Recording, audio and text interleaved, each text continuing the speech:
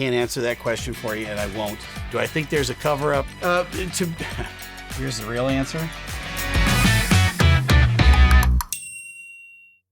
All right, here we go. Lone Wolf 106. Do countries other than the United States have air marshals or an equivalent? Wonderful question. You know what? I don't know exactly the answer to that question, only because I always flew for this airline, and it was always a U.S.-based airline. So do we have air marshals? Yeah. How many air marshals are on flights? Are they on every flight? I can't answer that question for you, and I won't. But it's more than you would think, okay? And so it's a very robust program. I don't know the question. I would say go to chat or one of those AI programs and ask them that question. I wouldn't be surprised if other countries had their own air marshals, but of course the United States does. That's really, really a wonderful question. All right. Corey Hall, 3713. How does high altitude affect takeoffs and landings? It does. It has a big effect on them. And I think a couple of the airplanes I flew over the years, the 757 was the most capable platform for high altitude. And I want to say it was something like 8,400 feet. If the airport elevation was above 8,400 feet, you couldn't take off in a 757. You had to turn like the packs off and some other things to increase the performance at that altitude. Basically speaking, the higher and the hotter it is, the worse the performance is out of your engines. High, hot, and heavy is the formula. So if you're high, hot, and the airplane is heavy, you're going to need a lot of runway to take off. And there may be that you're so high that you just simply can't. So those airports we don't service, the smaller airplanes might go into them, that are more capable. They're just not going to carry as many people. But yeah, it does absolutely have an effect on the length of your takeoff roll or whether you can go there at all. John Weston has the next question. Do air traffic controllers go through periodic air traffic simulation as pilots go through flight simulation? The answer is yes to that. They have annual training. They have air traffic. They have tower simulators where they go through the whole, kind of audit process where once a year they have to perform and handle an emergency and equipment failing and all of those sort of things. That'd be a great question for Kennedy Steeeve. I'll ask him that next time we do a podcast together about what his simulation looked like over the years. But yeah, they do have the same type or style training that we do so that they can handle any emergency, and that's how they get checked off. All right, wonderful. All right, Daryl Wells has two questions. All right, two questions. What was/is your proudest moment of your career? And by the way, love the book. Oh, okay. What, Daryl? Why, Daryl? Do you mean this book? Captain Steeve's 13 Rules for Life. I'm glad you like the book, and I'm pretty proud of this thing. There's a link down below if you want to get a copy of the book. And it's available on Amazon and the other places as well. I just went and looked at the Amazon reviews, and I think there's 56 or almost 60 reviews, and they're all 5-star reviews on the book. So people other than people that are related to me like the book, and it really is. It's a good read. And one that you won't regret. But thank you for saying that. I appreciate that. All right, my proudest moment. It's like bookends on my career. The first was the day I got hired at my airline, and I'll never forget that because this was back in the snail mail days. This is the early 90s. They weren't going to communicate to you via email. Email was really kind of in its infancy back in those days. You had to wait for a letter to show up in the mail. And so I had been through all of the interviews, and then you just got your fingers crossed. Are you going to be one of the lucky ones that gets the call? So every day, as soon as the mailman, and I was in between jobs at the time, by the way, I'd done my time at the Navy and active duty. I was sitting around waiting for a hire letter at a major airline. So I was there every day to run out to the mailbox, open up. And I remember that day that the mail came from American Airlines, and it was a thick envelope. And I was like, oh. And I opened it up right there at the mailbox, and I'm looking at it. It says, congratulations, we'd like to offer you a job. I'm like, oh, yeah. I walked in through my front door, and my wife was there, the fair and lovely Mrs. Captain Steeeve. And I said to her, sweetheart, I am so perfectly happy right now. I said, don't ever let me forget this moment. I said, I don't ever want to complain a single day of my career at the airline. And with a few, with a few rare exceptions, I was pretty happy every day I went to work there. That was the one end of it. The other end was my very last flight. My Finney flight was a special flight. My family was along. There's a video in Captain Steeeve. If you just look through the catalog or type in Finney flight, Finis, that's what they're called, a Finney flight. You'll see that video. It's not very long, but it's really moving. On that flight, I had to ask two people to leave the flight because they were sick. I had to kick two people off the airplane. It's one of the hardest things I've ever done. And they fought back and forth. They didn't want to go, but the decision was already made that they had to be removed from the flight. After I retired, which was the next day, 3 days later, I got a direct message, a DM from the two people that I had basically escorted off the flight because they were ill. And I thought, oh, boy, here I'm going to hear about it. You know, they're going to sue me or something like that. And they both, to a person, apologized for their behavior. And they said when they got back to the hotel, they were so sick. They spent the next 3 days in the hotel. They had, I think it was like double pneumonia and a norovirus at the same time. And they said they thanked me for kicking them off the flight. Wow. So that says something about them. That's it.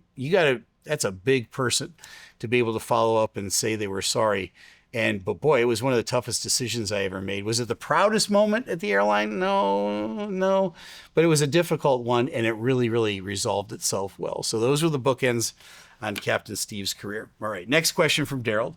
Other than the two loves of your life, of course, the fair and lovely Mrs. Captain Steeeve, which you're correct about, and flying/aviation, do you have any interests in classic cars, muscle cars, etc.? I do. I've got a couple of hobbies. One of them is my watch collecting hobby, and I love my Hanhart watches. I've got another Sinn watch, Sinn. I love these watches. A lot of people ask in the comments, where do you get your watches from? Go to watchbuys.com. I think there's a link in the description below. Watchbuys.com is where you can see all of these watches. I can't say enough nice things about these. That's one hobby of mine, is collecting watches, and I love the Hanhart and the Sinn watches. The German watches are just precise, and they're beautiful watches at the same time. The other is I do have a muscle car. I've got a Mustang GT350. It's a 2016. It's 551 horsepower. We've done a couple of little modifications. My very first car back in 1976, when I turned 16 years old, I bought a 68 Mustang. And it was at the 289, and it was black, and it had a red interior. I remember the salesman, when we were walking out to the car, it had 35,000 miles on it. I bought it at a used car lot. He said to me, he goes, "You're never going to forget your first car." And he was absolutely right. So that GT350 I have is very much like that first car, except it's a beast, man. I call it Baby. All right, that's the nickname for my car, Baby. And it's not a supercar, but it's in the same conversation with a supercar. Let's call it supercar adjacent. Love to hear your comments down below about what you think qualifies as a supercar. But 550 horsepower, and I mean, that thing makes all the right noises. Oh my word. I love driving down the road in that thing. When I first got it, the fair and lovely and I went out for a drive in it. And as we're going down the interstate, this Subaru drives by us. Brake lights come on, they slow down, the windows all come down, the cameras start coming out, and they're all taking pictures of this GT350. And my wife goes, "What in the world are they doing?" And I go, "Honey, all those kids grew up with a poster of this car on their wall. They didn't grow up with a poster of a Subaru or a Jetta, right?" And they passed it, and then they went, "Hey, wait, that's a GT350. Yep. And so they wanted to take a video. So I'm waving to them, and I love that car. All right. Yeah. Excellent questions. All right. Time for the video question of the week. Hello, Captain Steeeve. I'm Justin from Hastings on the south coast of the UK. I just wondered whether you think aerotoxic syndrome is real. And if so, do you think there's been a cover-up? Okay. Hastings, I love that name in the UK. I'm a big Perot of Agatha Christie and Hercule Poirot, and his sidekick, or his number one guy, was a guy named Hastings. I'd love to go to Hastings someday. So thank you, Justin, for that question. Aerotoxic syndrome is an interesting thing because it depends on where you go. Some people think it's just made up. It's a combination of a lot of common things that might go on in an airplane with the air supply. And so the air supply in an airplane is a real thing. Can the air supply to an airplane become contaminated? Yeah, happens all the time. It's called a fume event. So if there's any sort of a fume event, they're not all exactly the same, but most airplanes, most of these jet engines are pumping compressed air into the fuselage of the airplane to pressurize the aircraft. And that's also what creates the breathable air inside the airplane. So can something get into that compressed air? Sure. Anything that can burn up in an engine can get into that air supply. Does it happen very often? No. But things like, could engine oil burn and kind of make its way into that air supply? Yeah. Would you smell it? Yeah, sure. And that's what a fume event is. Anytime you smell something on an airplane, you go, that doesn't smell right. Something's burning. I'll give you examples. The oil burns, hydraulic fluid could get in there. De-icing fluid, when we de-ice in the season, it's very easy for it to get into the air supply. Even pollen. I was flying once in the back of an airplane as a passenger leaving Raleigh-Durham Airport, and we get real bad pollen down here in North Carolina in the season. And you could see it in the air. It lays on the cars. It's real thick. We're rolling down the runway, and these jet engines are sucking in a lot of air at that moment. We rotate, and we're climbing out, and you could smell the burning pollen inside the aircraft. That was a fume event.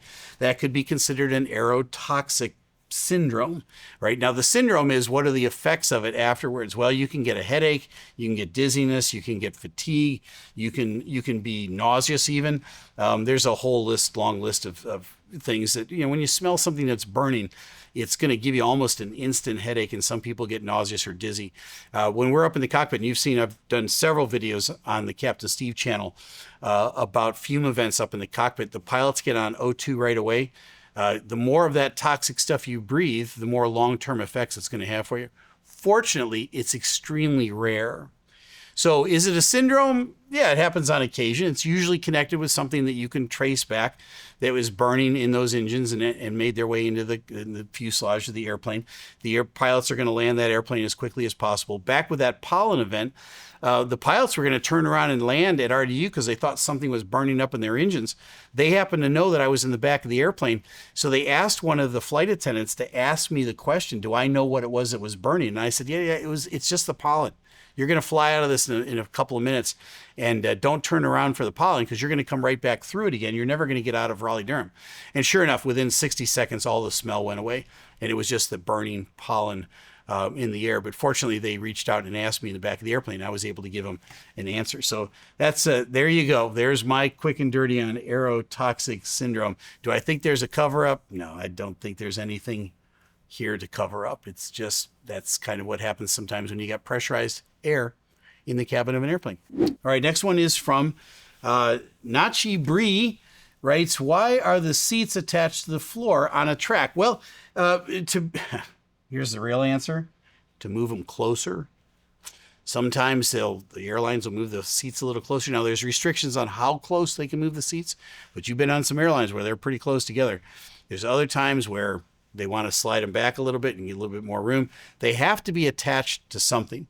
So they either have to bolt down to the floor. It's easier to bolt them down to a track because if you need to take them out and repair them, it's easier to remove. But if you bolt them down just to a fixed place on the floor, it makes the floor less structured. I mean, it's more pressure on the floor and everything else, a lot more holes in the floor. Those tracks, right, they attach to the floor, makes your floor stronger. So there's lots of good reasons why the seats are attached to a track, but sometimes they just want to move the seats closer.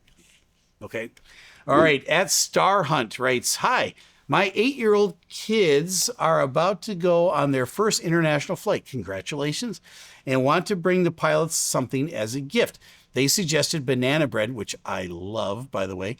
And I explained that they likely can't eat anything we make. That is true. What do you suggest? Don't bring the pilots food. They'll take it graciously, but they can't eat it for obvious reasons, right? We don't want to poison the pilots. I would bring them a Starbucks gift card or a gift card to something. If you really want to show your appreciation, but more so than the pilots, bring it for the flight crew. The flight crew work just as hard as we do, and they don't make nearly as much as the pilots do. And here's another suggestion. 8 years old, draw them a nice picture. You in an airplane, or, what you're looking for or where you're going to go. Every picture hand-drawn picture I got from a child on an airplane, I kept every single one of them. I've got them all in a file at home.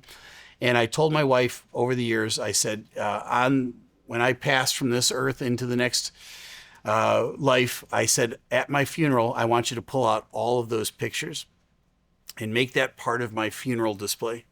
I want everybody to see all the lives I impact, all the kids that were on airplanes, all the wonderful handmade drawings that they drew for me.